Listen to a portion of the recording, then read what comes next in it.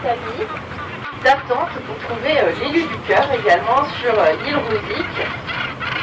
Et donc ce recensement est effectué chaque année pendant toute l'année. En fait, si nous avons la chance de pouvoir les observer, c'est pour une raison bien particulière.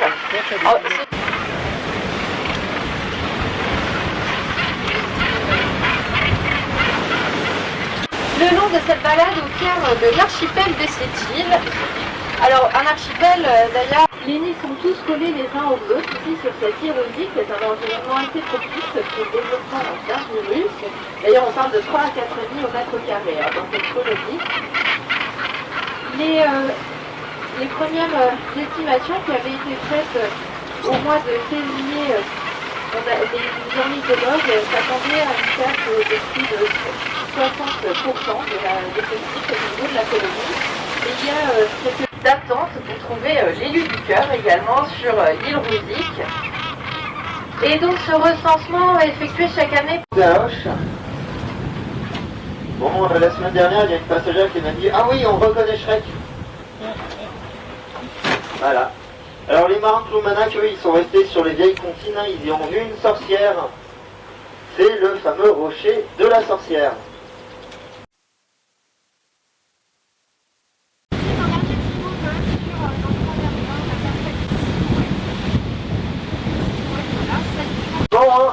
Au niveau de l'entrée du chenal du port de Ploumanac.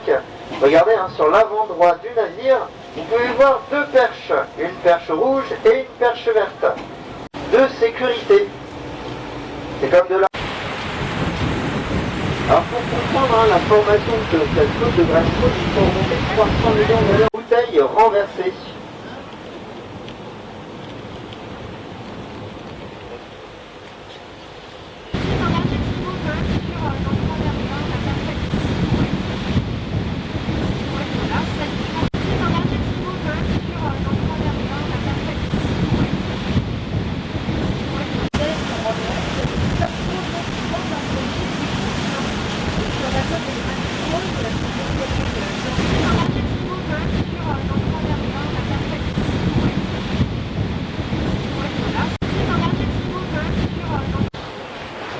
Et à cause de cette guérite, vous pouvez voir un rocher en forme de bicorne qu'on a nommé, en l'occurrence, un célèbre personnage de l'histoire de France. Donc si je vous dis qu'il est né encore effectivement à Sainte-Hélène, Napoléon. Voilà, je vois qu'il y en a qui ont bossé le sujet.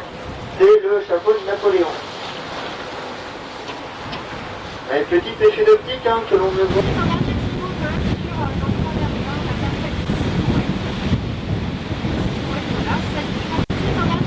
Surveille toujours ce grand rocher qui est sans doute une des plus belles photos de carte postale des Côtes d'Armor, le fameux phare du Mille-Rue, qu'on appelle aussi le phare de Ploumanac. Alors ce phare, construction très récente, il date de 1947, parce que de granit, grâce à son calcite qui est riche en fer, on le dit ferropotassique. Et quand on associe du fer avec du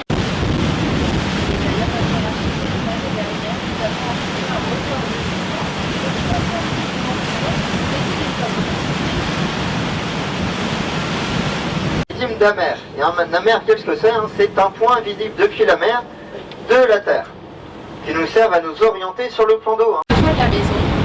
Un phare qui aurait été l'un des derniers, je pense, à avoir été descendu. Et les derniers habitants de l'île aux Moines, en fait, ont été